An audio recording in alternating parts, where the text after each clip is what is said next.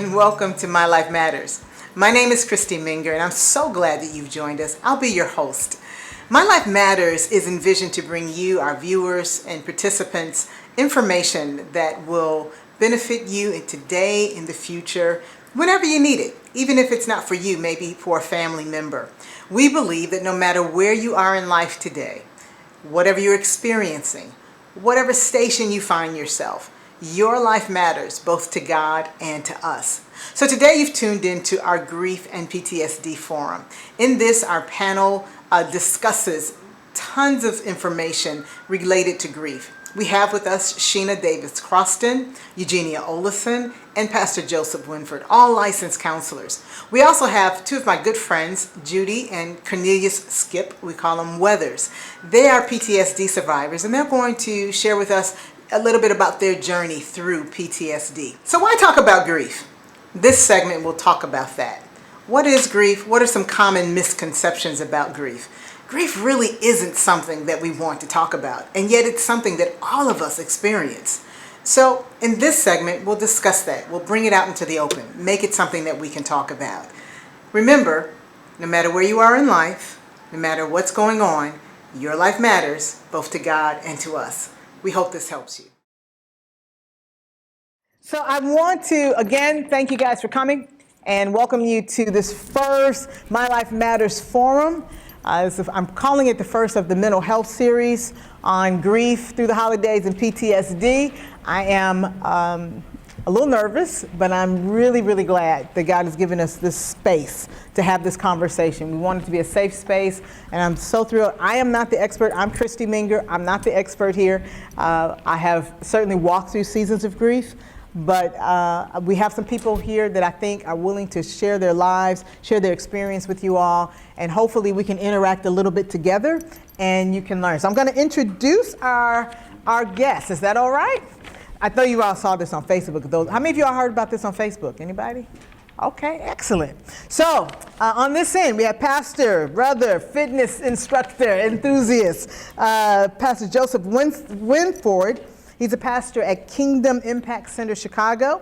In addition to being a pastor, Joseph is a professional counselor with over 20 years experience.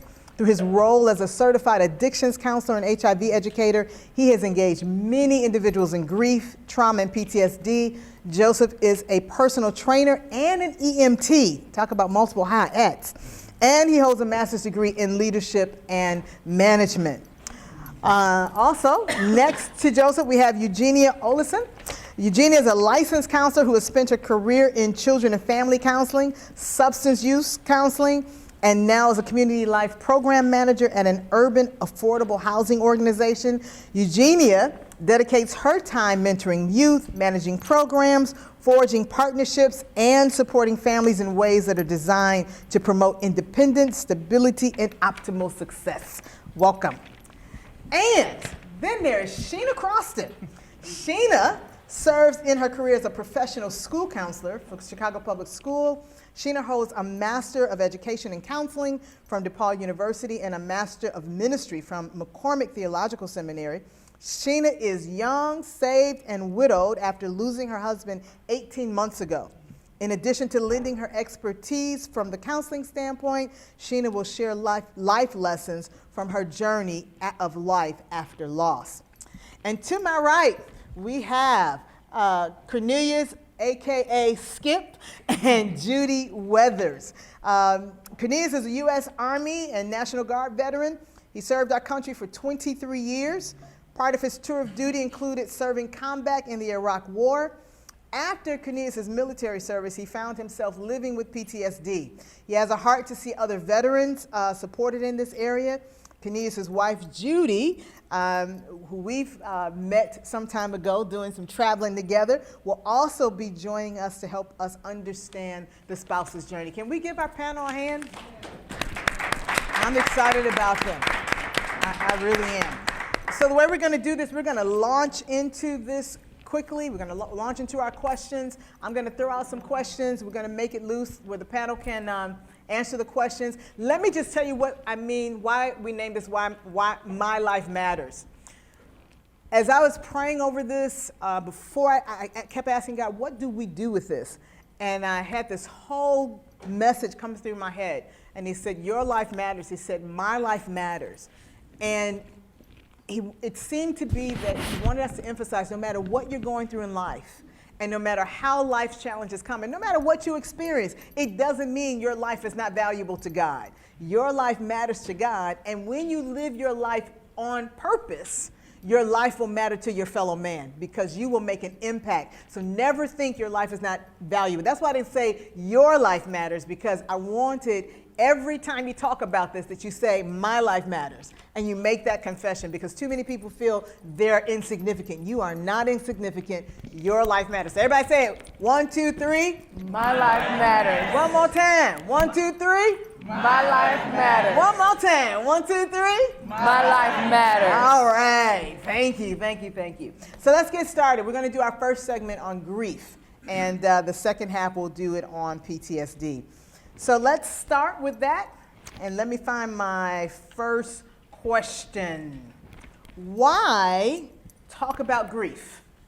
Why talk about grief? Come on, panel. Anybody can jump in. I think grief is very important to discuss, especially because most people experience it on some level, whether you're a senior, an adult, young adult, or teenager, or even children. So sometimes we think we're doing justice by not discussing it, by sweeping it under the rug.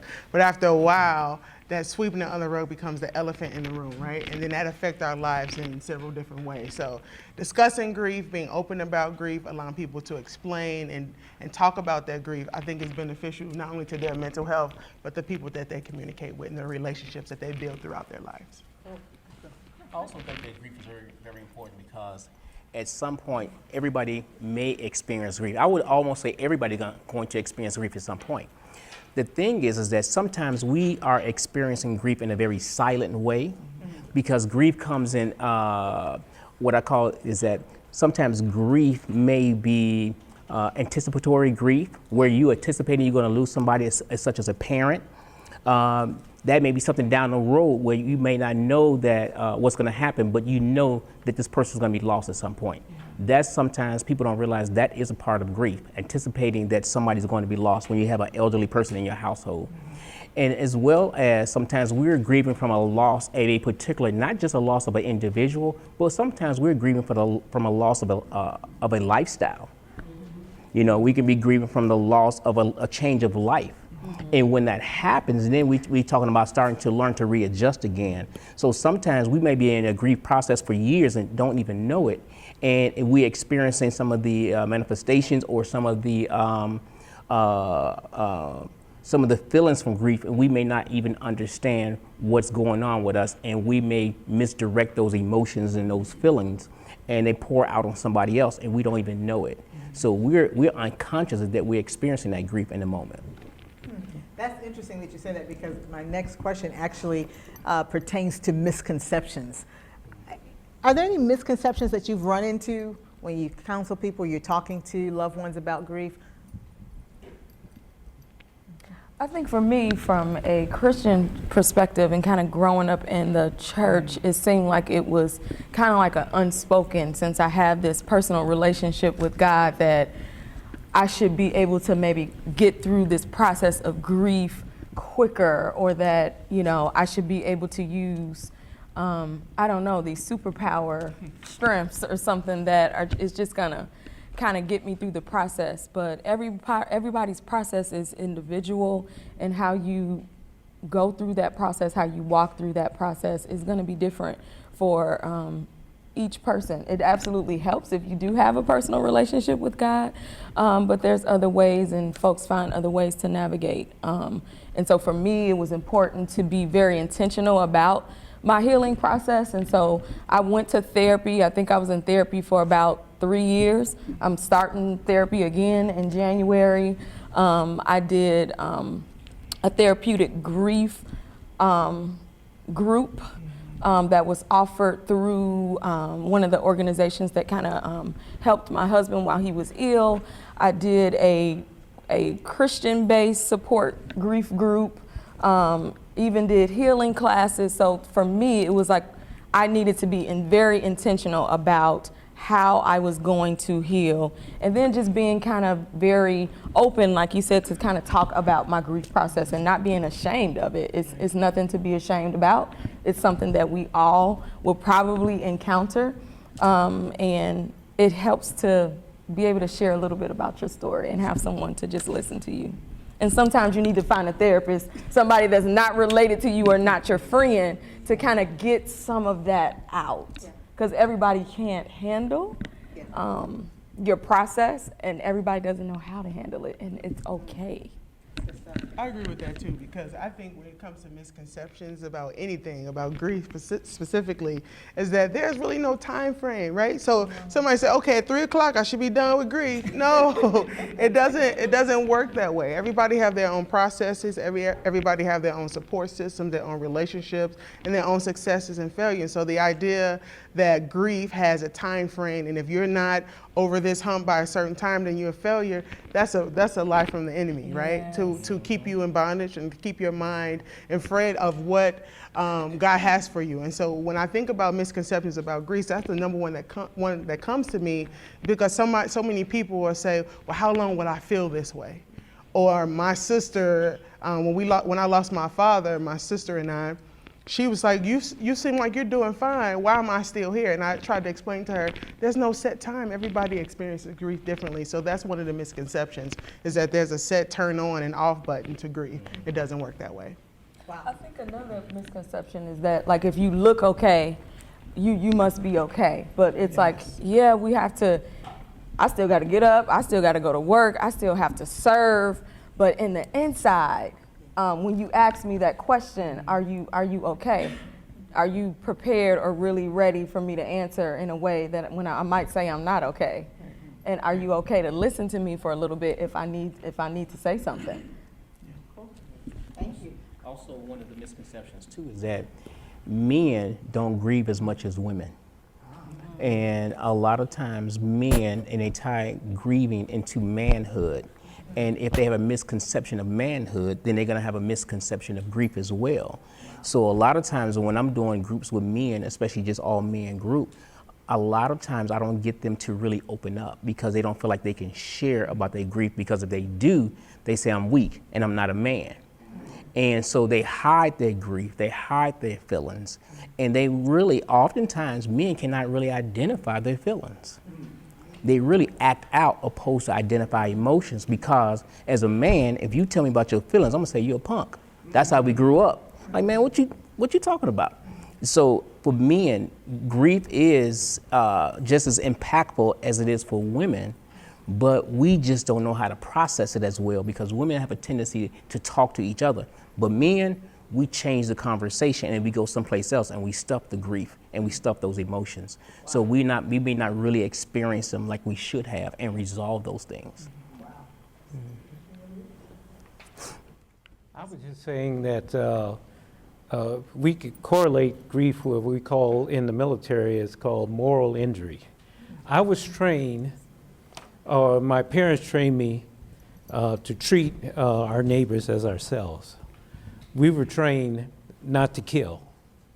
It was part of our DNA. But when you get into the military, you know that it becomes a life and death situation. I had to change my mindset. And then when you encounter something, moral injury kicks in. It's almost as parallel with the post-traumatic stress. And that was something that we had to change our way of thinking. And that's very major in the military, that a lot of soldiers have to put up with. Wow. It'll never go away, your moral injuries, what you've been trained before you went into the military. Wow. Thank you.